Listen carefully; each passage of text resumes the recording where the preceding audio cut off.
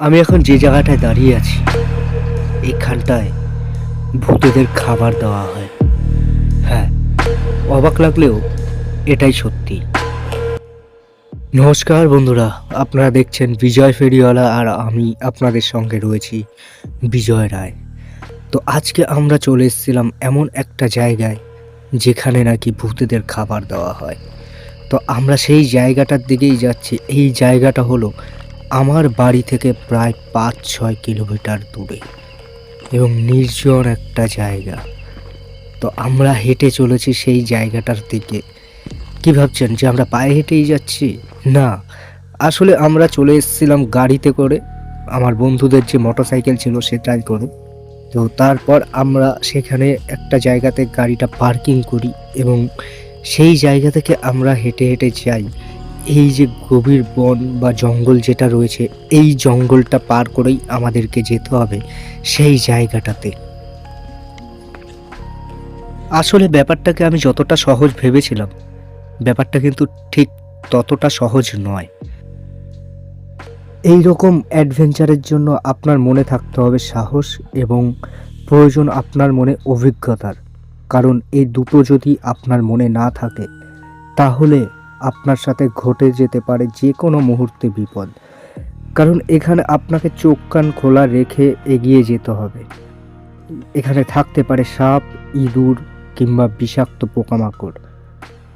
আর এটাই হয়তো আপনার জন্য হয়ে উঠতে পারে ভয়ানক। অবশেষে আমরা পৌঁছে গেলাম সেই জায়গায় যেই জায়গাটার উদ্দেশ্যে আমরা বেরিয়েছিলাম। আর এটা হলো একটা শ্মশান এবং এখানে বোধহয় আজকালের ভিতরেই কোনো একটি মরাকে পোড়ানো হয়েছে। তোমরা দেখতে পাচ্ছ এখানে ছাই রয়েছে। আর এখানটায় কিন্তু সেই রকম যে আমরা দেখি চুল্লি, এখানে কিন্তু ওই ব্যাপারটা নেই। এখানে কাঠের পর কাঠ সাজিয়ে তারপর চুল্লি তৈরি করা হয় এবং তার উপরে বডি মানে মৃতদেহ যেটা সেটাকে দিয়ে তারপর পোড়ানো হয়। এই যে কলসিগুলো তোমরা দেখতে পাচ্ছ, আমার কিন্তু গাটা একটু ভার ভার লাগছে এবং একটু ভয় ভয় লাগছে। আর আমার সাথে যারা ছিল তাদেরকে আমি এই ব্যাপারটা বুঝতে দেইনি, কারণ আমি জানি তাদেরকে বুঝতে দিলে তারা হয়তো ভয় পাবে। আর জানি না কেন আমার অতটাও ভয় লাগে না বা কিছু, যেটাই বলো না কেন, কারণ আমি একটু হয়তো সাহসী আছি। কারণ না হলে এই রাত বোধহয় এখন 3টে বাজে, তো এই সময় আমি এই জায়গাটাতে যেতে পারতাম না। তো আমি তোমাদেরকে দেখালাম কোন জায়গাটায় মরা পোড়ানো হয়। তারপর আমি আরেকটু এগিয়ে আসলাম আর এই যে গাছটা দেখতে পাচ্ছ, এই গাছের এখানেই কিন্তু ভূতেদের খাবার দেওয়া হয়। এটা হলো একটা জিবলি গাছ আর আমি তোমাদেরকে ঘুরে ঘুরে দেখাবো যে ঠিক কোন জায়গাটায় খাবার দেওয়া হয়। আর এখন বাজে হচ্ছে রাত 3:02, মানে বুঝতে পারছো কতটা রাত গভীর। তো চলো একটু ঘুরে দেখানো হোক তোমাদেরকে কোথায় খাবার দেওয়া হয়। তো এই যে জায়গাটা আমার পিছনে ব্যাকগ্রাউন্ড, এই পিছনটা কিন্তু জমি বা চাষের জমি। এখানে কিন্তু মানুষ চাষবাস করে। তো চলো ওইসব পরে হবে। তো এখন আমরা দেখব ঠিক কোন জায়গাটায় খাবার দেওয়া হয়। এই যে দেখতে পাচ্ছ দুটো কলসি রয়েছে এখানটায়, তার মানে বোঝাই যাচ্ছে যে এখানটায় কিন্তু ভালোই মরা পোড়ানো হয়।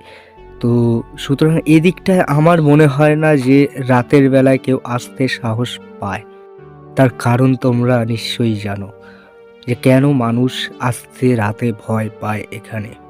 আর সত্যি কথা বলতে জানি না তোমাদের ভিতরে অনেকেই হয়তো এই সমস্ত জায়গায় আসতে পারবে না, একদম লিখে দিতে পারি আমি।